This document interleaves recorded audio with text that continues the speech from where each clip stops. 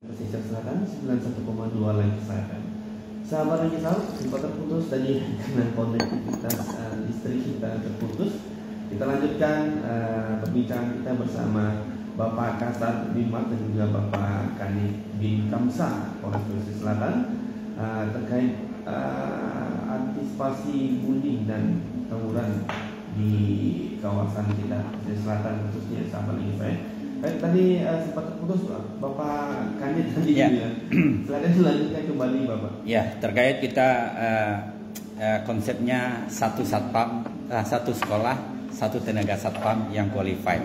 Nah, kita terputus tadi bagaimana ya kan ketika tenaga keamanan yang sudah dipekerjakan di lingkungan sekolah namun belum memiliki kualifikasi kesatpamannya. Nah, dalam konteks ini kita Polda Sumbar ya Pak Kasat ya sudah menyediakan jalur pelatihannya. Nah, bagi yang belum ada ijazah satpamnya bisa daftar ke kita di Polres Pesisir Selatan untuk mendapatkan pelatihan satpam itu. Pelatihan satpam itu hanya 12 hari. Artinya materi itu nanti bisa di SPN Padang Besi atau tempat yang ditunjuk. Nah, kalau memang ada pengajuan dari Pesisir Selatan, misalnya pihak sekolah atau dinas pendidikan ya, kami secara data memiliki tenaga keamanan di sekolah sebanyak 62 orang, namun belum memiliki ijazah satpamnya. Nah, itu nanti bisa kita lakukan pelatihan ataupun pembinaannya di wilayah Pesisir Selatan ini. Nah, kan mudah jadinya. Jadi dalam pelatihan itu nanti setelah pelatihan selesai, artinya pihak sekolah kita betul-betul memiliki tenaga keamanan yang qualified tadi untuk bisa menjalankan tugas pokok dan fungsinya mengelola ya keamanan di situ secara baik. Nah, satu lagi yang perlu saya informasikan, kenapa begitu penting satpam itu di sekolah? Ini ada sebuah kejadian nih Om Kibo. Iya, cerita nih. Ini yang sebenarnya pengalaman. Biar ini menjadi menjadi pelajaran juga bagi sahabat Langkisau dimanapun berada. Suatu ketika ya ada seorang pelajar, barangkali papanya sibuk, mamanya sibuk. Misalnya nih si papa ya pegawai ini, ya pegawai ini, negeri ini. Paginya papa titip ke mama, ma nanti jemput dedek jam 10 ya kan? Ya. Nah, tahu-tahu karena papanya dinas ke Padang ini, tahu-tahu secara mendadak atasan si mama juga nyuruhin dinas ke Batang Kapas. Nah, tentu si adik nih yang pelajar tadi nggak ada yang jemput, ya kan? Nah, ketika nggak ada yang jemput, inilah peran satpam kita. Ini peran satpam kita untuk mengamankan siswa tadi sementara agar tidak dijemput oleh orang yang salah. Nah, seperti yang dulu bilang ada penculikan anak, ya kan? Dan kemudian saat itu kejadian yang dulu tuh ya, sampai guru bingung, udah nungguin sampai jam 12, mama dan papanya nggak jemput-jemput juga. Nah, kebetulan saya polisi ya, saya ditelepon oleh guru itu, Pak polisi, ini tolong dibantu, ya kan? Mama dan papanya belum jemput sampai sekarang. Dan si guru nggak juga bisa pulang loh. Kalau seandainya satpamnya ngerti dengan tugas pokoknya, setidaknya mereka bisa antar ke rumah, bisa mereka komunikasikan. Nah, ini yang menjadi salah satu dasar pemikiran kita. Begitu pentingnya adanya satpam di setiap sekolah, terutama paling tidak ya SD gitu kan. Nah, lain pula nanti ceritanya di SMA. Sebetulnya seluruh sekolah itu wajib untuk satpam yang qualified tadi. Nah, kenapa saya cerita ini? Kebetulan sang guru ini adalah teman tidur saya. gitu Yang gini Pak Rio, Iya. sebetulnya satpam yang ada di sekolah kan Pak Rio kan sering melihat. Kebanyakan satpam itu kan tidak berpakaian dinas. Iya, benar. Nah, itulah salah satunya satpam yang berqualified, yang berpendidikan. Cirinya ya kalau satpam yang pendidikan itu dia berpakaian dinas. Karena yang tidak berpendidikan tidak boleh berpakaian dinas. Karena kalau berpakaian dinas salah satu membuat kalau ada orang bertindak akan apa? Ini udah ada satpam nih. Tapi kalau satpamnya tidak berpakaian dinas, otomatis kan ini mungkin orang biasa saja. Itu salah satu satpam yang berqualified, yang punya pendidikan. Jadi yang punya pendidikan tuh dia berpakaian dinas, yang pakaian putih. Itu kan salah satu cirinya. Jadi kalau Pak Rio menemukan di sekolah ada satpam tidak pakai dinas, itu berarti yang tidak berpendidikan. Itulah salah satu ciri ya Pak. Berarti kalau yang sudah berpendidikan ini untuk kerja Atribut. wajib kan atribut gitu. Ya, atribut yang jelas. Karena ketika sudah menggunakan atribut, itu pola kerjanya itu, dan masyarakat yang datang itu setidaknya tahu ini loh tempat kita bertanya, gitu kan, tempat dia berkoordinasi, jadi jelas. Kemudian di tingkat SMA, kenapa begitu? Karena di tingkat SMA seperti tema kita tawuran, gitu ya, tawuran. Nah, ketika satpamnya sudah maksimal, sudah sesuai dengan tugas pokoknya dan mereka sangat memahami, dan saya yakin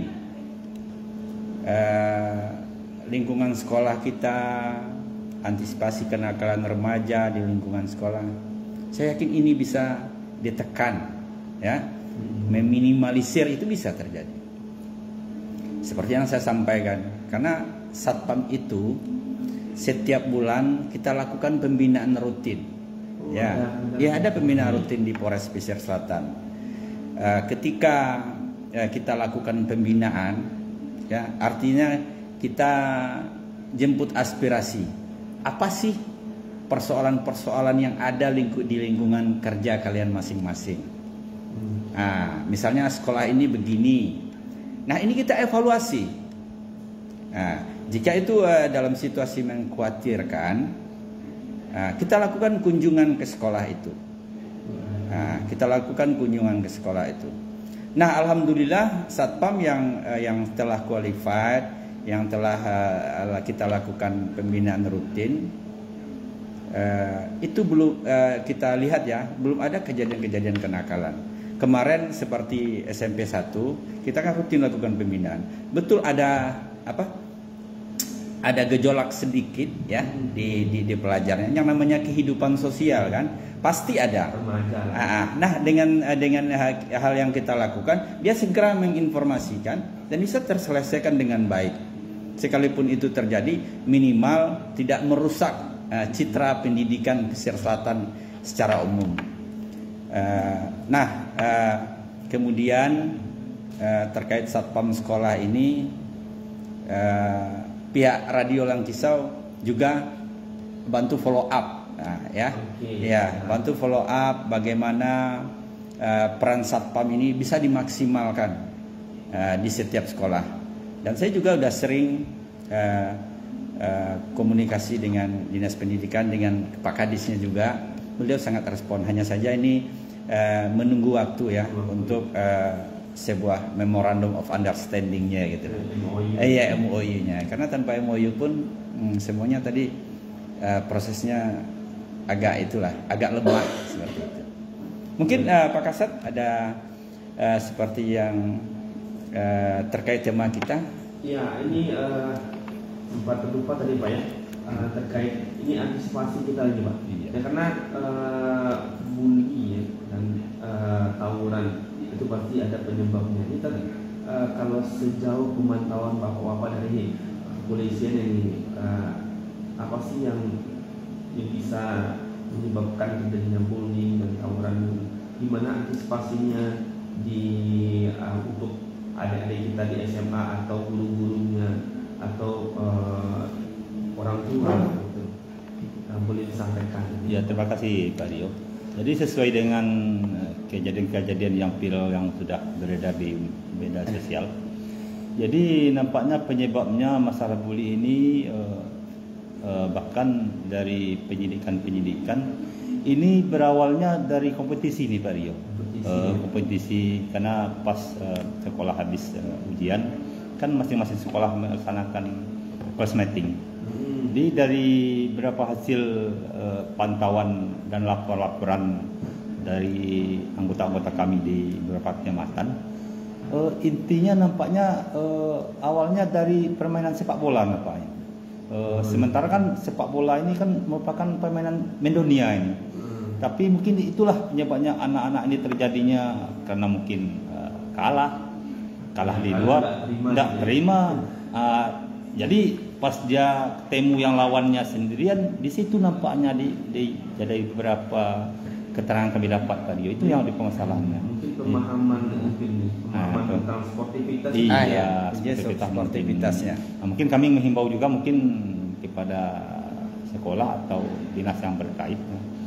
Kalau bisa class meeting itu diapakan ke olahraga yang mana atau kemana tuh Pak Diki? Ya, lebih bagusnya. Sebetulnya ini pendapat ya. Persoalan olahraga itu sebetulnya adalah wadah untuk membangun sportivitas. Apapun bentuk olahraga ya. Hanya saja bagaimana pihak keluarga, lingkungan, sekolah, ayo bareng-bareng membentuk karakter generasi kita untuk lebih baik. Bagaimana mereka bisa menghargai temannya, menghargai orang yang lebih tua, ya. Karena ini terjadi secara pemeriksaan ya yang telah terjadi betul karena adanya kompetisi. Nah, kompetisi itu sebetulnya nggak bisa juga kita salahkan. Hanya saja mental, ya mental dan pengawasan itu. Makanya pengawasan kalau bidang saya lebih mendorong ke satpamnya gitu. Karena satpam itu melekat. Peran serta satpamnya. Iya, peran serta. Ya. Karena polisi ya, kalau polisi itu kan jumlahnya terbatas lah seperti itu. Jadi yang melekat itu adalah perpanjangan tugas polisi tadi, satpam. Karena satpam itu memiliki peran dan fungsi menjalankan tugas kepolisian secara terbatas. Artinya non yuridisnya. Dia tidak melakukan penegakan hukum, cuma dia bisa melakukan fungsi kepolisian secara terbatas. Nah, ketika satpam ini sudah ada setiap sekolah, artinya representasi polisi itu sudah hadir, melekat di sana, di sekolah gitu. Nah, kemudian yang kedua terkait tupoksi saya ya, Satkamling, Satuan Keamanan Lingkungan. Jadi Satuan Keamanan Lingkungan ini adalah satuan keamanan swadaya, swakarsa yang dibentuk oleh masyarakat sendiri dan untuk mengamankan lingkungan sendiri. Esensinya adalah keamanan itu adalah milik kita bersama dan kita ciptakan bersama pula. Dan dalam hal ini kita punya target Polres Pesisir Selatan, Bapak Kapolres itu satu nagari, satu satkamling, Om Rio. Adalah tujuannya menciptakan keamanan secara global di wilayah Pesisir Selatan. Nah, ini sudah berjalan dan pada saat ini secara data Pak Kasat ya, ini sudah 125 satkamling yang ada di Pesisir Selatan. Jadi alhamdulillah untuk laporan sekarang keamanan relatif stabil, namun yang namanya kehidupan, kejahatan itu pasti ada. Karena seperti yang ahli sosiolog bilang kan gitu, kejahatan itu berbanding lurus dengan jumlah penduduk. nggak pernah kejahatan itu nol. Disitulah fungsi kehadiran polisi. Nah ini saya bahas dan alhamdulillah dalam HUT Bayangkara ini kami melakukan penilaian Satkambling pesisir selatan. Jadi setiap wilayah kecamatan itu mereka melakukan penilaian secara per kecamatan, kemudian kami nanti dilombakan, kami suruh siapa yang terbaik di kecamatan itu, nanti kami yang melakukan penilaian. Berarti sekarang setiap negari udah ada. Dan mungkin butuh dukungan dukungan masyarakat. Dan alhamdulillah baik itu camatnya, wali negari, Diniak Mamak dan sangat support, sangat support. Dan ini sangat bermanfaat karena saat ini berbagai variasi kejahatan yang ada sekarang. Nah, paling kami tekankan adalah, kami harapkan adalah kepada masyarakat dimohon mempergunakan wadah Satkambling ini untuk komunikasi warga, menginformasikan tanda-tanda atau adanya indikasi kejahatan. Nah, yang paling tren sekarang adalah itu kejahatan terkait narkoba. Nah, rata-rata di sel Polres Pesisir Selatan itu kebanyakan itu adalah tahanan narkoba. Nah, penanganan antisipasi narkoba ini itu tidak terlepas dari peran serta masyarakat untuk menginformasikan. Nah, ini yang kita takutkan, nanti pengaruh narkoba ini dia menjalar ke lingkungan sekolah. Nah, itu lagi terkait peran Satpam tadi dan Satkambling tadi. Ketika yang dua ini sudah berperan aktif, dan saya yakin, saya optimis kejahatan di pesisir selatan, pelanggaran dan kenakalan remaja ini bisa kita tekan secara signifikan.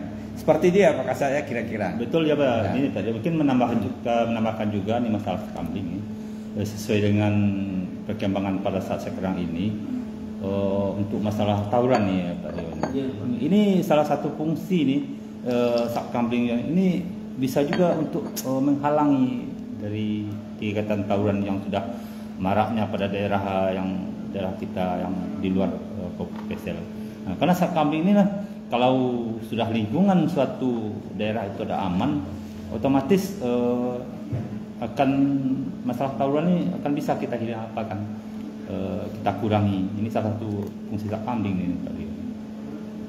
Ya kan ya? Ya. Jadi Satkambling optimalisasi penggunaan Satpam termasuk di lingkungan perusahaan-perusahaan gitu kan, atau pelayanan-pelayanan publik atau pelayanan-pelayanan keuangan, dan rata-rata sudah memakai Satpam yang qualified. Setidaknya kita instansi pemerintah daerah mungkin kalau memang mengharuskan penggunaan tenaga Satpam untuk keamanan, kenapa tidak contoh itu dinas kesehatan mereka juga menggunakan tenaga Satpam untuk pengamanan. Nah, karena nggak mungkin dong pegawai kantor itu sendiri yang akan mengamankan, apalagi ketika hari libur. Banyak loh aset-aset yang perlu diamankan. Dan juga kita contoh di RSUD, kita juga sekarang melakukan pembinaan secara melekat di dinas di rumah sakit. Dan sekarang ada perubahan alhamdulillah secara penampilan sikap tampang, pola kinerjanya lambat laun saya perhatikan cukup membaik, dan itu merupakan inisiatif kolaborasi Bapak Direktur bersama Ibu Kabaknya.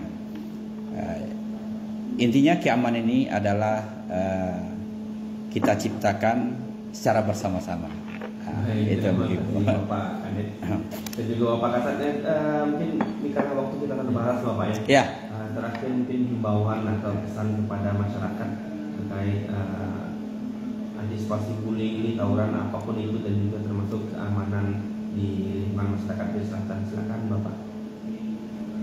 Ya, mungkin himbauan kami ya, kepada masyarakat pesisir selatan khususnya masalah bullying, agar para orang tuanya menjaga anak-anaknya dan mendidik anak-anaknya, apalagi marilah kita arahkan ke masalah agama, karena kalau agamanya sudah kuat, insya Allah tidak akan terjadi perbuatan bully dan tawuran. Dan sekalian menghimbau kepada orang tua, tolonglah anak-anak itu kalau sudah larut malam, tolong ditanyakan kemana anaknya. Yang penting segala gerak-gerik anak itu wajib kita ketahui. Mungkin ada lagi tambahan dari Kanit, silakan. Ya, yang terpenting menambahkan sedikit, upayakan anak sebelum jam 10 malam dia udah tidur bersama kita. Ya. Itu himbauan Bapak Kapolda juga. Tawuran terjadi rata-rata ya remaja ya di atas jam 10. Nah, ketika mereka berkumpul dengan kendaraan, dengan para kelompoknya, nah disitulah timbul ide-ide kriminal yang akan berkembang ya menjadi kerugian mereka dan kita bersama. Nah, itu pesan untuk masyarakat kita. Baik, terima kasih Bapak Kanit Rimsam dan juga Bapak Kasat Mas untuk kesempatannya berbagi bersama kita di semester 1 lagi pagi hari ini, sahabat.